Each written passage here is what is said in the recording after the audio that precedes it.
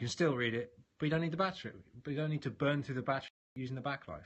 So anyway, so it's one of the best smartwatches currently going. It's waterproof to IP68 standards, which means you could technically go. It's about 1 meter for 30 minutes, I think, is the current rating. So what operating system does it run? It runs Android Wear operating system, currently at Lollipop. And how much does it cost? So it costs under £200. Officially, it costs 190. On 170, 160 if you shop around.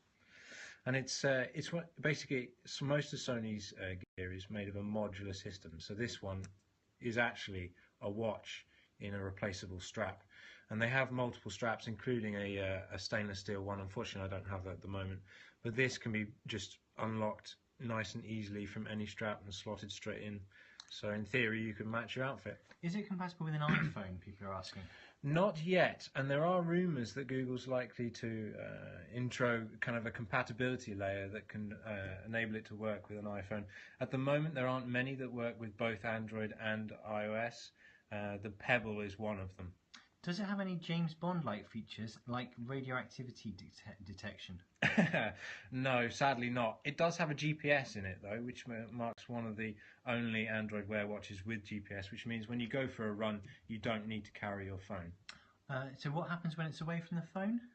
So when it's away from the phone, it basically can play local music, so you can transfer music from Google Play Music onto it and play it via Bluetooth. You can use it, like I said, as a running watch, do all sorts of things like Runkeeper and MyFitnessPal can run on it and use the GPS. You can just use it as a fitness tracker, so show me my steps, that kind of general thing. I've only done 17 steps there, been really lazy. And of course it tells the time, and actually it's one of the better ones for telling the time because of that transflective display. Does it have Gorilla Glass? It has a hardened glass, yes, Gorilla Glass 3 it is on the top, and although you can probably see smudges on it, I haven't actually managed to scratch it yet. And as you can see, the strap has worn a little bit, this shiny bit, it's a matte plastic strap, but the screen is perfectly fine, and like I said, you can just pop it out and straight into a new strap and away you go. So far so good, and I've managed to mash it into a wall pretty hard, and it's it's done it. Can you make a phone call from it? No, you can't make a phone call. As you can see, you can you can do voice searches, but you can't actually make a phone call from it, which personally I think is a good thing. Technically, you can route a phone call through Bluetooth headphones, but not directly through the watch. Is it waterproof? Yes, to IP68 standards, which is 1 meter for 30 minutes. And how about the memory?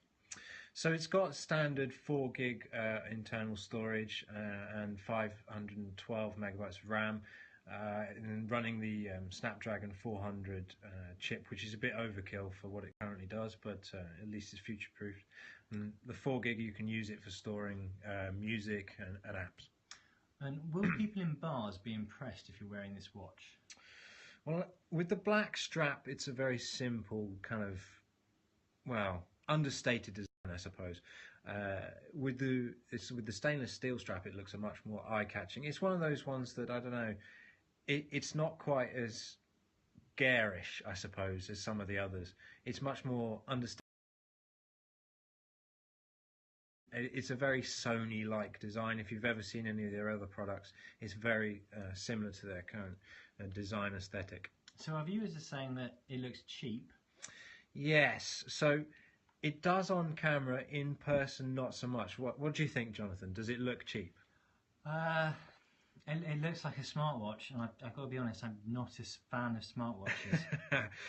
It's one of those things that looks better in the flesh than it does in photos. If you want to see some more photos, you can go to the site. We've got a full review up at theguardian.com/technology. The other suggestion is it looks like an electronic tag, the kind you might have if you were out on day release. Oh yeah, so I mean it's not quite going to fit around your ankle, but you know for size it does, and quite a lot of the smartwatches do, especially the big chunky ones. Now this is kind of on the medium size for smartwatches, as you can see, it's about yay big. Does the always on screen work well? It does, yes, and that's one of the best benefits of the SmartWatch 3. Like I said, the transflective screen is readable in daylight without the backlight. And does it get brighter on sunny days? It's got auto brightness adjustment, but like I said, the transflective screen means brightness is not an issue. And how do you charge it? So that's one of the good things about this. I'll just take it out for convenience sake, but you don't have to do this. This little flap under here, there's just a micro USB port, and Bob's your uncle. It charges just via any standard micro USB charger, no special gizmo required. So how does it compare, the inevitable question that people are asking, to the Apple Watch? Well, that's a good question, and right now we don't really know. Just based on specs, it's very similar. It has 3 times the battery life of Apple's watch, or at least of what we expect Apple's watch to have. It doesn't connect to an iPhone. I mean, basically, the Apple Watch is tied. It's only good to you if you've got an iPhone. It doesn't have a heart rate sensor, but it does have GPS.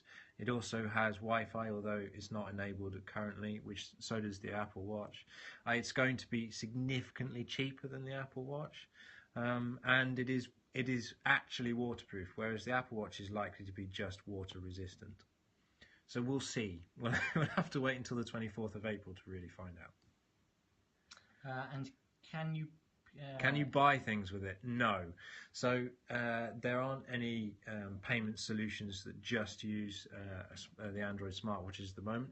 In theory, you could put a barcode on it, like the the Starbucks apps do, or I suppose you could put your Tesco Club card on it or something like that.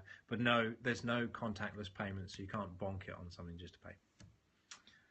That's cool. Thank you very much, Sam. I think that's all we've got time for today. We'll be back again tomorrow with another Periscope. We're not sure what of yet. Yes, if you want to see anything in particular from our gadget store, let us know. Thanks for joining us. Thank you, guys.